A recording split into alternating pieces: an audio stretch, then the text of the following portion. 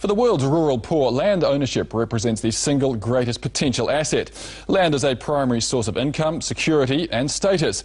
Yet across the third world, many farmers are trapped in poverty simply by a lack of land rights. However, in India and other developing countries, programs are now underway to secure land rights for some of the world's poorest people.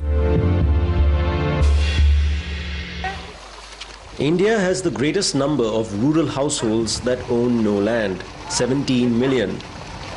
Landlessness and rural poverty are closely linked.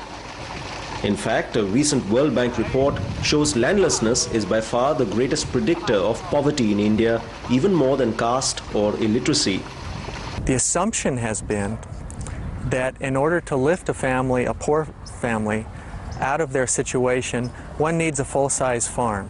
That could be 2 acres, 3 acres, 10 acres, depending on the situation. What we have found in our research is that just a fraction of an acre can provide a very important supplement to nutrition, to income, to help lift them out of poverty. The Rural Development Institute recommends that Indian states allocate small homestead plots to the landless poor. Field studies in the states of Karnataka and West Bengal show that families with house and garden plots of 3,000 square feet or 1/15th of an acre can enjoy enhanced livelihoods. Chika Hanumaya used to be an agricultural laborer. After receiving his homestead, he kept 2 cows, and the income he earns from them has encouraged him to think of farming in his own right. Life has improved a bit. I now have a roof over my head. Earlier I was completely dependent on agricultural labor, but now with the money I earn from my 2 cows, I'm in a position to even think of taking land on lease from absentee landlords and cultivating it. In India, where 70% of the population still works in agriculture, land is key. It's land that separates the haves from the have-nots. Here in Andhra Pradesh, this program hopes to turn bonded laborers into landowners. In the district of Kurnool, over 400 landless families have received 1-acre farming plots through an innovative program implemented by the state government and sponsored by the World Bank. We were insignificant earlier. People looked down on us. We were bonded labourers, but now I am a landlord. My family's status has gone up in the village, and people here give us importance now. The Indira Kranti Patham program works through the extensive network of women self-help groups across the villages of Andhra Pradesh. These are local micro-saving entities recognized by the government. Once a group has been saving for 6 months, its members can apply for land ownership.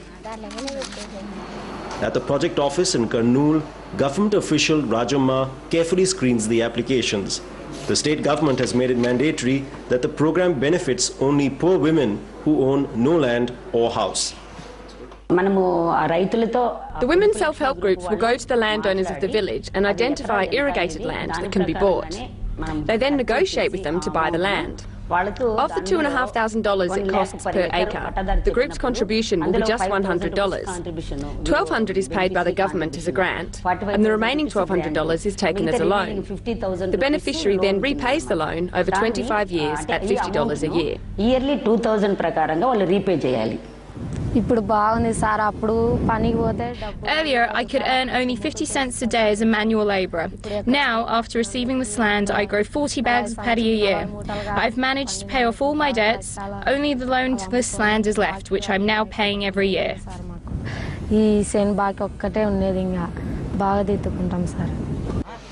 But problems do remain, especially over documentation. Most of the rural poor in India are illiterate and have no concept of land deeds. In similar land redistribution schemes in the past, recipients still haven't received their documents. The state government now has an army of paralegals to ensure that people get their plots registered. Illiteracy is the biggest problem. People don't know that they should have a land deed. They say, this is our land. We've been cultivating it for years. Why do we need a land deed?